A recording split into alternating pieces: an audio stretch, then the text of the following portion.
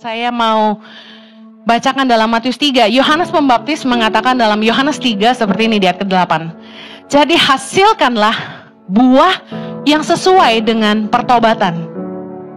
Ayat 10 dikatakan gini, kapak sudah tersedia pada akar pohon, dan setiap pohon yang tidak menghasilkan buah yang baik pasti ditebang dan dibuang ke dalam api. Ayat 11.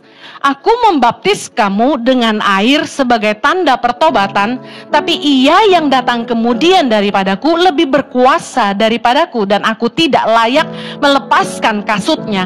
Ia akan membaptis kamu dengan Roh Kudus dan dengan api. Ayat 12. Alat penampi sudah di tangannya. Ia akan membersihkan tempat pengirikannya dan mengumpulkan gandumnya ke dalam lumbung. Tapi debu jerami itu akan dibakarnya dalam api yang tidak terpadamkan. Yohanes Pembaptis mengatakan bahwa Yesus yang membaptis kita dengan Roh Kudus dan dengan api. Api bicara proses pemurnian ya.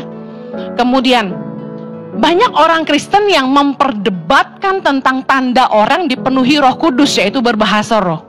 Saya pernah cerita, gara-gara kebodohan inilah, padahal di firman Tuhan dijelaskan bahwa kita tidak boleh berdebat tentang hal-hal ini. Nah, tapi karena perdebatan inilah, kekristenan terpecah belah begitu banyak.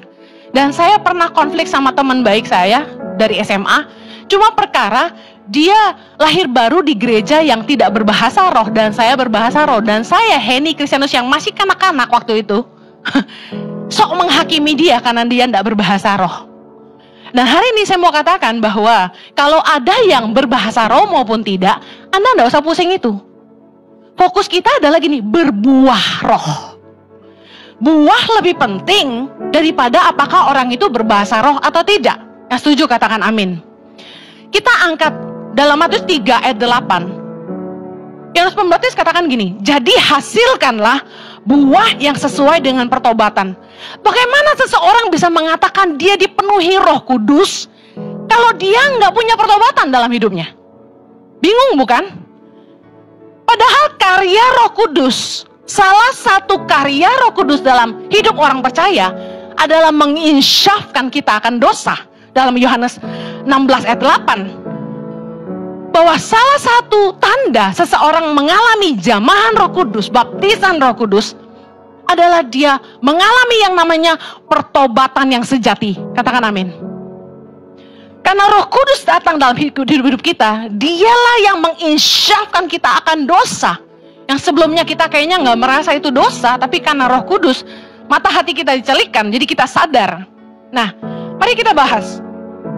Yang berikutnya adalah gini, banyak orang lebih mengejar karunia-karunia Roh Kudus daripada buah roh itu sendiri. Why? 1 Korintus 14 ayat yang pertama dikatakan gini, baca sama-sama, kejarlah kasih itu dan usahakanlah dirimu memperoleh karunia-karunia roh, terutama karunia untuk bernubuat. Baca, mana yang dikejar, mana yang diusahakan. Kejarlah kasih. Kasih salah satu dari buah roh. Tapi dikatakan usahakanlah dirimu memperoleh karunia roh. Nah, apa sih bedanya? Ini saya mau bahas. Karisma tanpa karakter akan menghancurkan orang-orang hebat dan orang-orang kuat. Kita sering dengar bahwa orang yang skillful, orang yang cerdas, orang yang hebat itu karisma, yang kita sebut dengan karisma. Tapi orang-orang yang rendah hati, meskipun dipromosi dia tidak sombong, meskipun dia kaya dia tidak tinggi hati, itu karakter.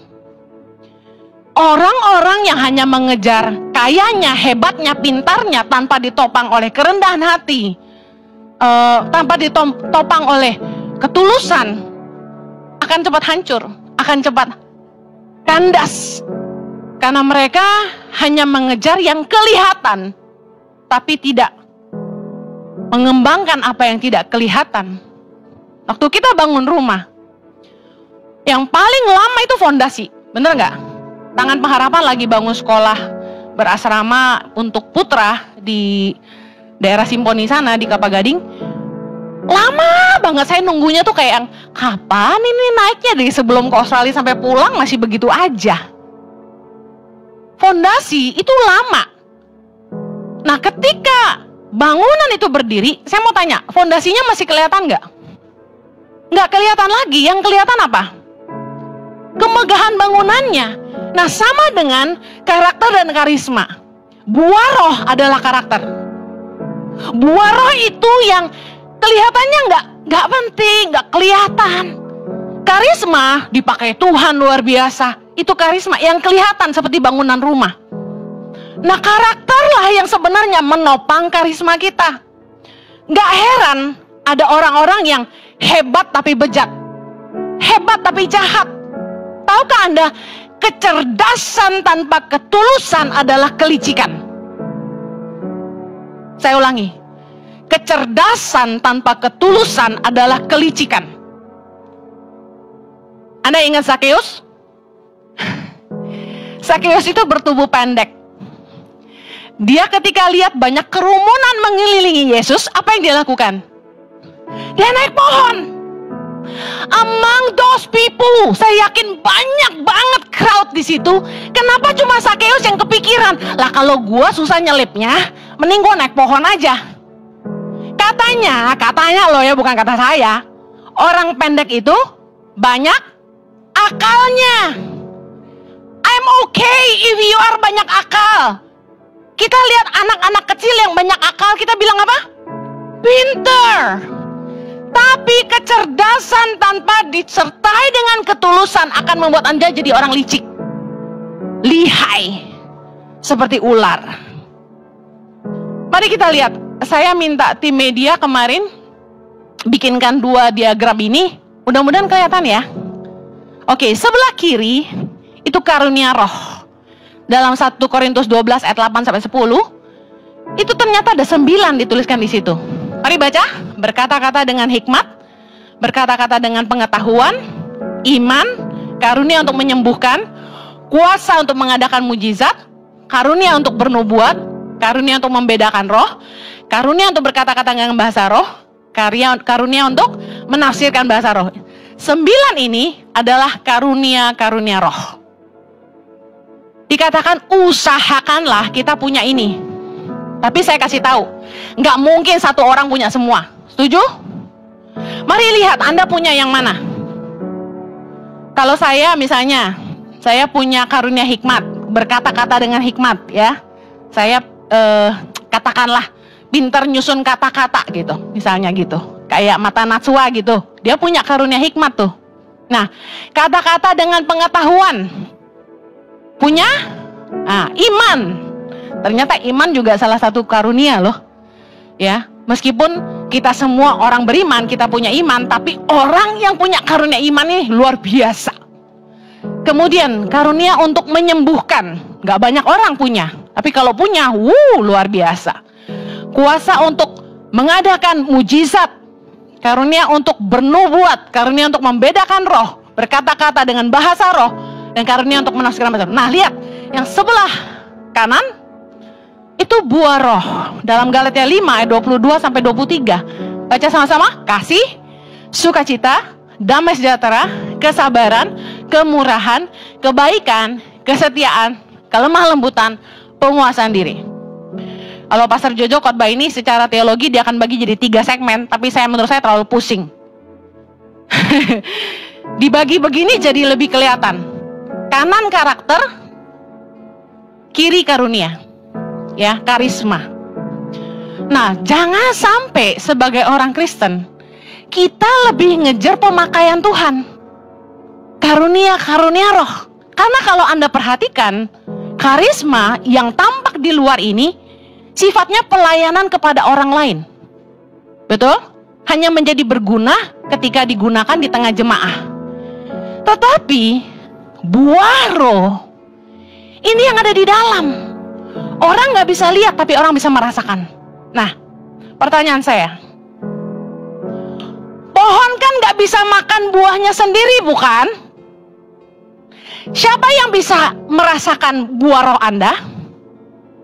Pertama, orang-orang terdekat. Setuju? Nomor 1 siapa? Pasangan. Kalau belum nikah, orang tua, teman dekat. Kemudian keluarga, anak-anak, keluarga besar.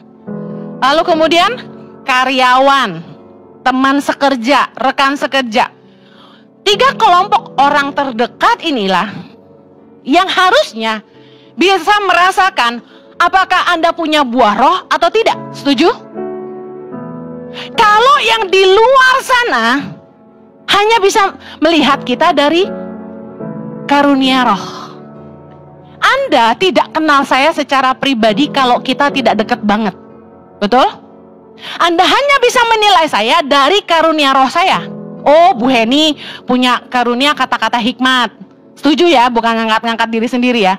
Nah, tapi suamiku ya, yang terganteng sedunia, di dunia dan di akhirat, yang bisa merasakan apakah saya punya buah roh.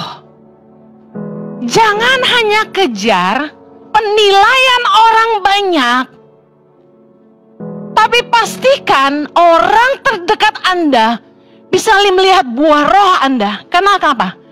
Orang hebat dan orang kuat hancur karena tidak punya karakter, tapi hanya punya karisma. Mari kejar buah roh. Tanya sama pasanganmu, tanya sama anak-anakmu, tanya sama keluargamu, orang terdekatmu, saya udah punya buah roh belum? Nah, buah roh ini menariknya gini. Firman Tuhan berkata, Yesus bilang gini, ranting tuh gak bisa berbuah kalau gak melekat pada pohon. Nah, bagaimana supaya hidup kita itu berbuah? Yang pertama, mau diproses. Yohanes 15 ayat kedua. Baca sama-sama. Setiap ranting padaku yang tidak berbuah dipotongnya, dan setiap ranting yang berbuah dibersihkannya, supaya ia lebih banyak berbuah. Kalau Anda ngalamin dalam hidupmu proses tiada henti, proses perendahan hati itu begitu dahsyat. Anda dari kaya jadi bangkrut, dari misalnya tadinya dihormati orang, Anda disepelekan dan banyak hal. Anda ngalami keluargamu broken home, kamu bukan anak yang terpandang dan sebagainya. Kamu ngalami sama teman-teman dihina, dipandang kecil. Apalah proses yang Anda hadapi. Percayalah, kalau memang Anda tetap melekat dalam Tuhan, Anda sedang dibersihkan. Supaya berbuah, lebih banyak lagi berbuah. Jangan keluar dari proses. Ada orang-orang yang gak mau diproses. Kerja di satu tempat, diproses soal integritas, gak mau. Berontak, keluar, cari tempat kerjaan lain. Dia akan ngalami proses yang sama soal integritas. Karena dia gak mau diproses, dia keluar. Ada orang-orang yang diproses sama Tuhan supaya rendah hati, punya penundukan diri, punya penguasaan diri. Tapi karena dia gak mau diproses, dia selalu keluar. Nikah sama A, diproses sama Tuhan, gak mau, cerai. Nikah sama B, diproses gak mau, cerai. Gak heran, orang yang gak mau diproses gak akan berbuah. Sebelum hari ini, dari saya kecil, saya tuh ngalamin konsisten proses yang sama, yaitu merendahkan hati saya. Gak tahu kenapa, dari dulu saya dikelilingi sama teman-teman yang suka merendahkan saya. Lahir di keluarga besar yang merendahkan saya. Saya dulu sering dibully, dipandang rendah ya karena papa mama saya tentunya. Kemudian teman-teman saya juga merendahkan saya. Saya sempat kerja juga, teman-teman saya selalu merendahkan saya, bingung saya. Tapi luar biasa, di dalam proses perendahan itu, Roh Kudus selalu membisiki saya, kalau dihina senyum saja. Keren loh itu. Ada di sini yang di tempat kerja ataupun dimanapun Anda berada, Anda sering dibully, angkat tangan. Daniel mana? Sering dibully. Kalau Anda sering dibully, Saya kasih tahu, Anda sedang diproses untuk rendah hati. Bayangkan kalau prosesnya begitu hebat, sebenarnya ibarat bola, Anda tuh ditekan ke bawah terus. Membalnya itu berapa tinggi? Ketika proses itu begitu hebat dalam hidupmu, Anda sedang harus siap-siap, Tuhan akan promosi hidupmu satu hari nanti. Amen. Jangan melawan. Coba misalnya dulu saya direndahin sama teman-teman tuh saya ngelawan.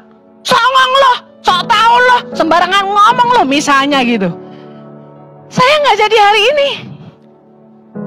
Tapi karena ketika saya direndahkan, dikata-katai, dijahati orang, saya cuma senyum, nggak ngelawan. Dimaki, senyum. Dikatain, senyum. Udah kayak orang on. Senyum aja. Habis Roh Kudus suruh senyum, senyum aja. Makanya saya kalau di foto senyum terus. Udah biasa soalnya. Nah, saya kasih tahu, kalau Anda tidak mau diproses sama pasanganmu, Anda pikir menikah sama orang lain tidak ada prosesnya?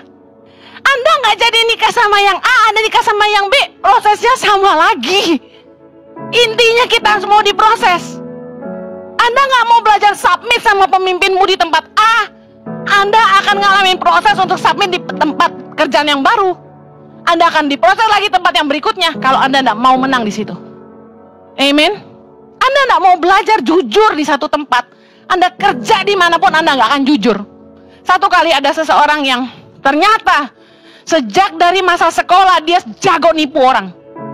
Bayangin, dia jago nipu luar biasa. Satu kali dia kerja jadi sales apartment, masih SMA, kuliah atau SMA saya lupa. Dia jual apartemen sama temen kakaknya. Nah, orang ini saya juga bingung, ini pinter-pinter on juga ya, kok bisa nitip duitnya ke dia gitu loh, ke salesnya. Lah kenapa nggak disetor langsung ke rekening itu kan ya? Saya bingung, home loan kan ada sistemnya, kenapa bisa begitu? Bayarnya ke salesnya, titip duit ke salesnya. Begitu harusnya lunas, ditanya kunci apartemen mana? Gak ada. Apartemennya bodong, gak pernah dibayar. Jadi duitnya dipakai dia semua ratusan juta. Hampir dijeblosin penjara. Akhirnya ditolong sama keluarganya. Dia keluar cari kerja. Di tempat kerja berikutnya, ngutang sama teman-temannya, nipu orang kanan kiri. Keluar lagi dari sana, kerja lagi di tempat lain, sama, nipu lagi nggak kelar-kelar. Saya sangat sayangkan. Padahal Tuhan kasih kesempatan di tempat terakhir di mana dia kerja. Ada orang yang begitu besar hati untuk menolong dia dan mau mengajari dia jalan yang benar, dan dia tidak mau bertobat. Kita harus mau diproses. Pasti ada tujuan Tuhan di balik semua proses di hidup kita. Amen. Saya sekarang ngerti gitu loh. Kenapa saya nggak bisa belagu, bahasanya gitu ya. Nggak bisa belagu, nggak songong. Hanya karena ada yang bilang saya sombong. Aduh, kenapa sih ada-ada aja orang ini ya. Saya nggak merasa saya spesial sama sekali, tau nggak? Biasa aja. Why? Karena saya tahu saya dari mana. Saya tahu saya ini siapa. Saya ini sampah yang diangkat Tuhan jadi berharga. Mau songong apa? Hidup ini cuma anugerah. Katakan sama-sama saya, hidup ini cuma anugerah. Proses membuat kita mengerti kita siapa. Proses menyadarkan kita kalau bukan karena Tuhan, kita ada di mana. Amen. Makanya kalau dihina senyum aja. Kita nggak akan bisa berbuahkan kesabaran. Salah satu buah roh, sabar. Kalau kita nggak mau belajar sabar, Anda berdoa nih, Tuhan aku mau punya buah roh. Tebak, buah roh apa? Sabar. Saya doa, Tuhan aku mau belajar jadi orang yang sabar. Apa yang terjadi? Pacaran sama Jojo, janjian pulang sekolah dijemput. Cilah, saya nunggu dia 3 jam, gak Nggak dijemput-jemput, lungo aku, lapar. Aku nunggu depan sekolah, duduk di tangga.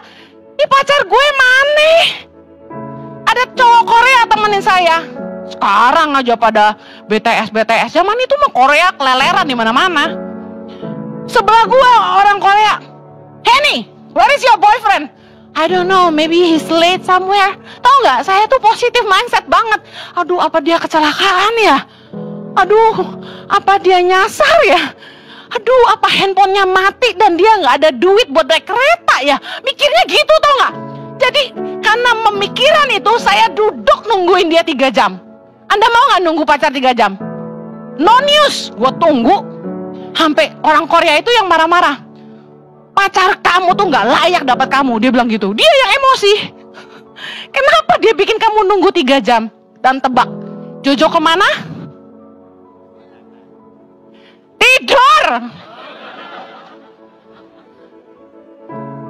Suabar aku iki. Kelihatannya saya nggak sabaran ya. Anda harus tanya orang rumah saya. Siapa yang lebih sabar? Papa atau mama? Pasti Jojo bilang papa. Nah, kita ndak akan berbuah kesetiaan. Ini saya kasih contoh buah roh. Kalau kita ndak mau belajar setia. Dulu saya tuh playgirl tengek. Ya, kalau playboy tengek, ini playgirl tengek. Susah setia. Selalu kelain hati. Sungguhan. Saya pacaran sama Jojo tuh masih ada aja gitu.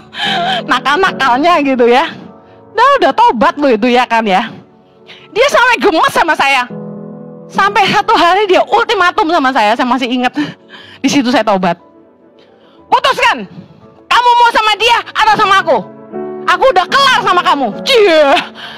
Cowok tuh harus gitu. Jangan mau kayak di PHP-in kayak layangan, tarik mundur. Minta kepastiannya. Cewek juga kalau udah pacaran sampai umur 25 gak dilamar-lamar. Tanya, mau dibawa kemana hubungan ini? Gila.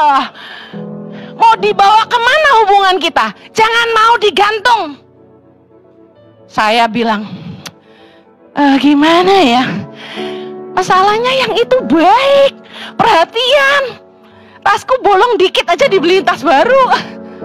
Yang ini aku makan gak pernah ditanya. Tapi aku cinta. Iye. Akhirnya Roh Kudus ajar saya waktu itu gini. Kalau kamu gak bisa setia sama yang kelihatan, kamu gak bisa setia sama yang gak kelihatan. Disitulah saya belajar setia.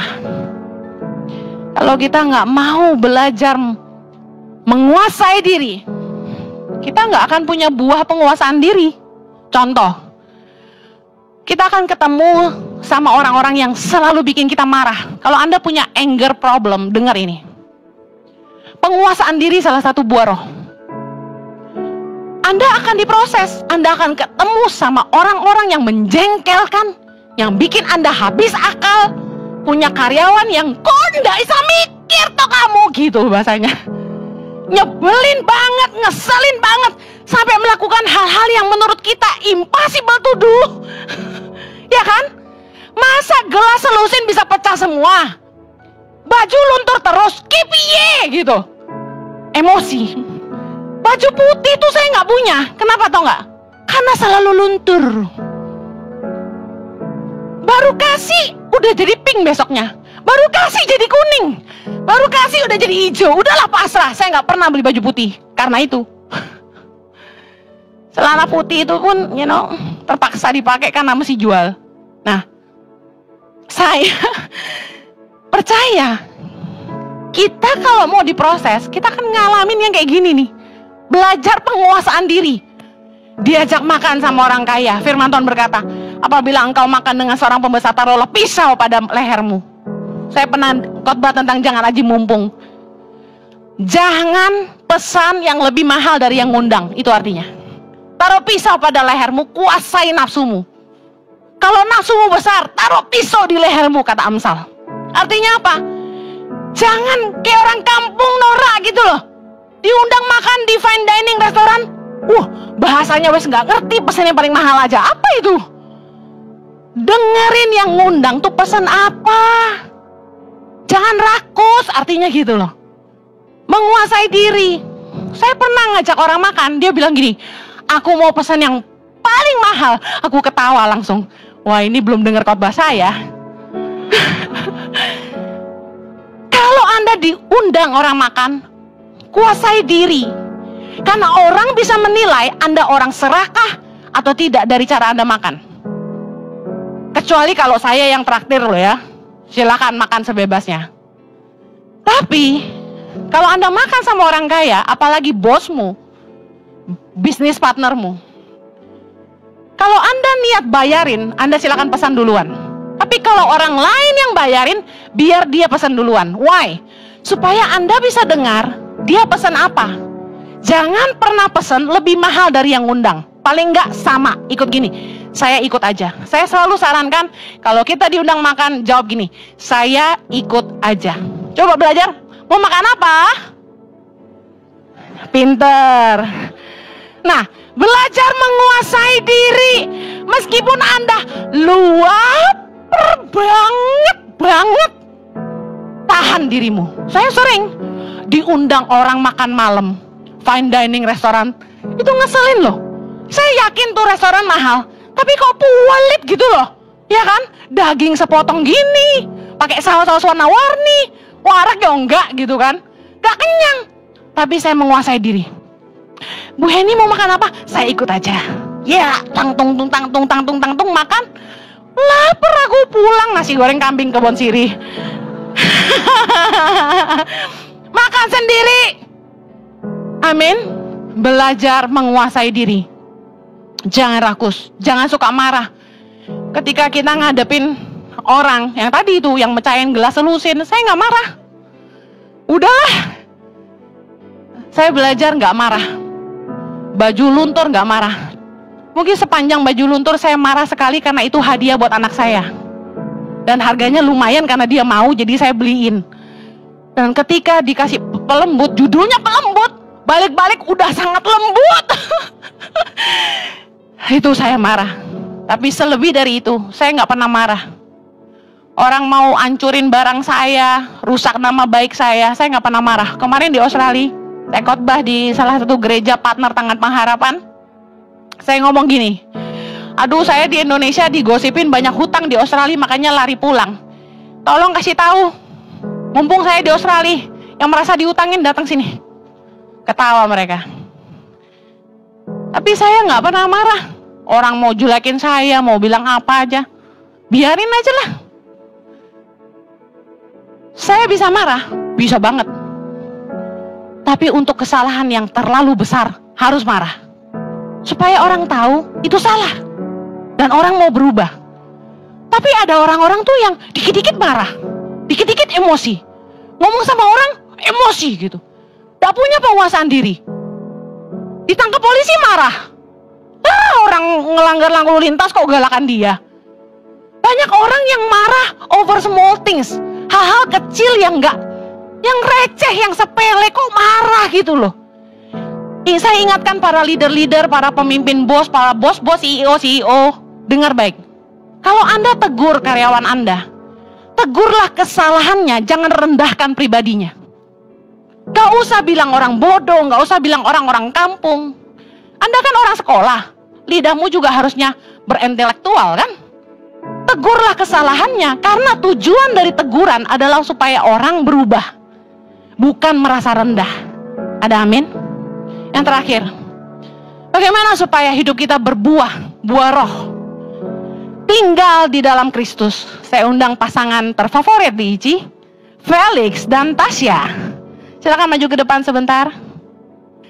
Yohanes 15 ayat 5. Baca sama-sama. Akulah pokok anggur dan kamulah ranting-rantingnya.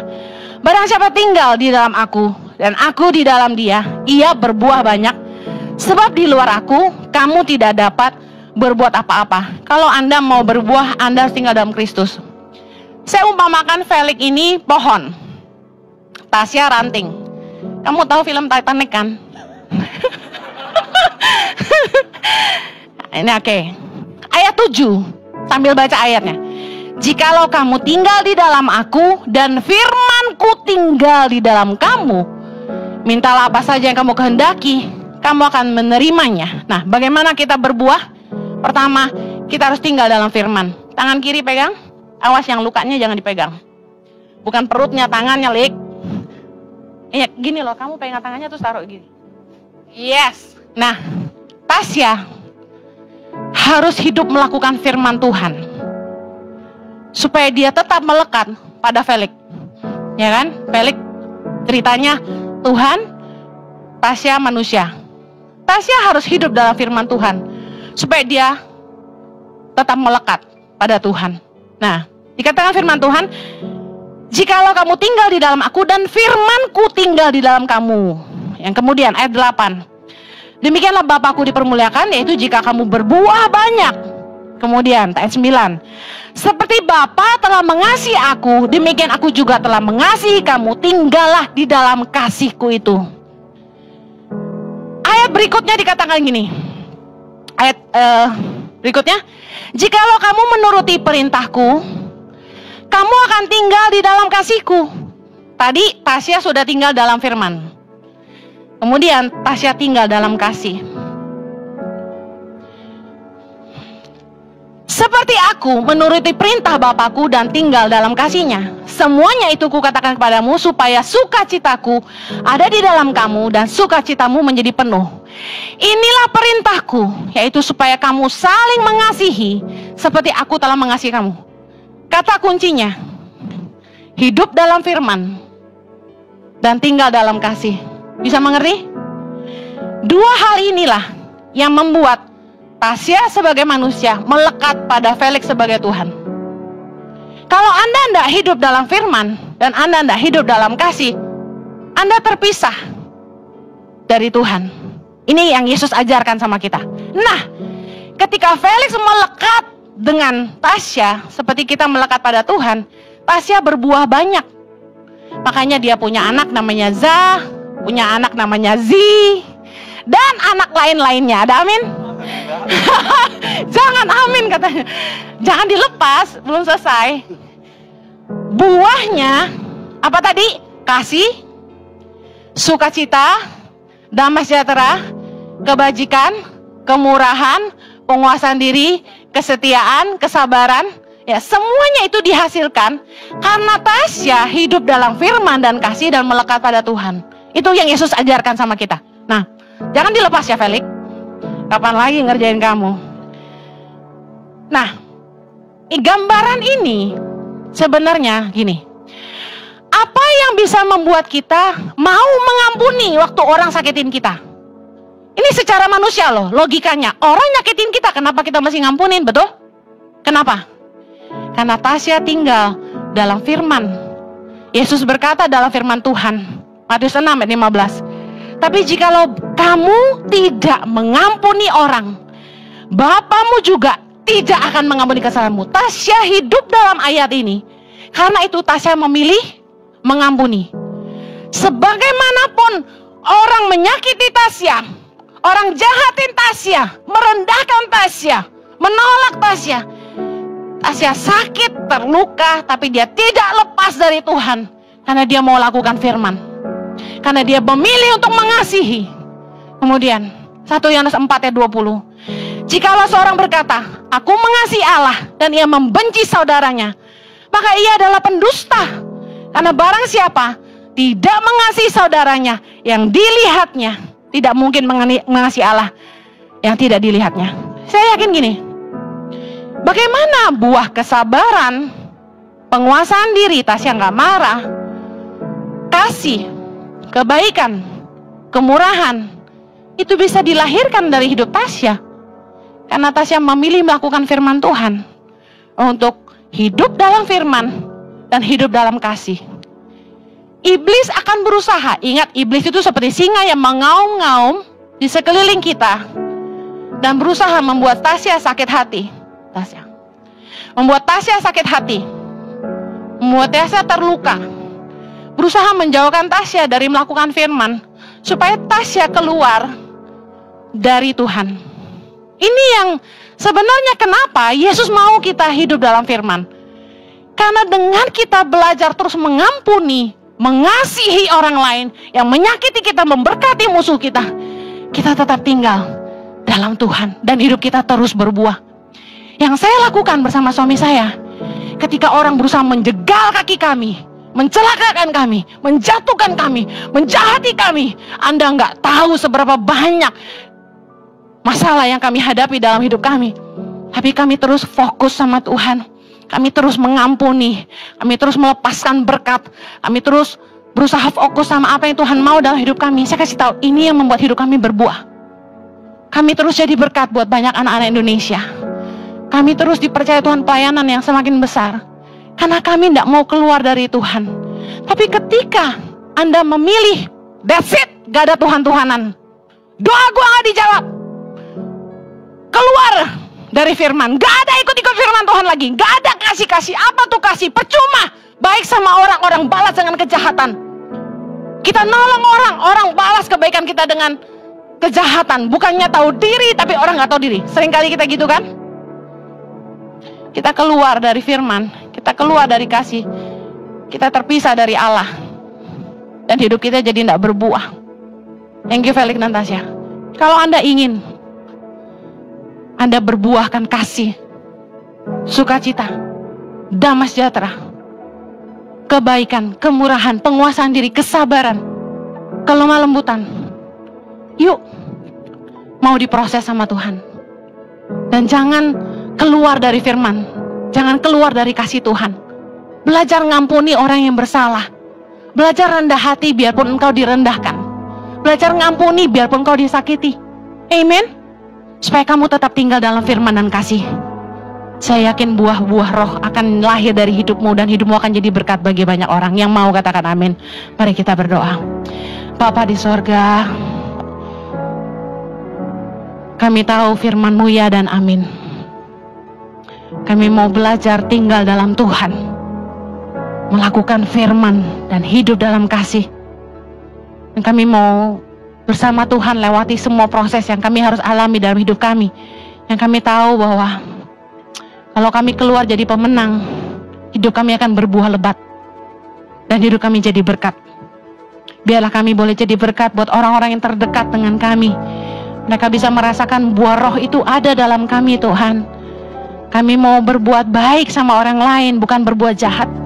Kami mau sabar menghadapi orang-orang yang jahat. Kami mau menguasai diri kami ketika kami disakiti. Kami tidak mau benci, tapi kami mau belajar ngampuni semua orang yang bersalah. Mari ambil waktu sebentar berdoa.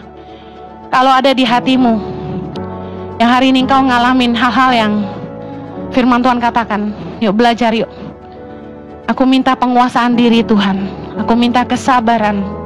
Aku minta kelemah lembutan. Tuhan, berikan kami kemampuan untuk hidup dalam buah roh. Terima kasih Tuhan. Engkau dengar doa kami. Engkau dengar doa kami. Di dalam nama Yesus. Dalam nama Yesus. Yang percaya menerima sama-sama kita katakan, amin.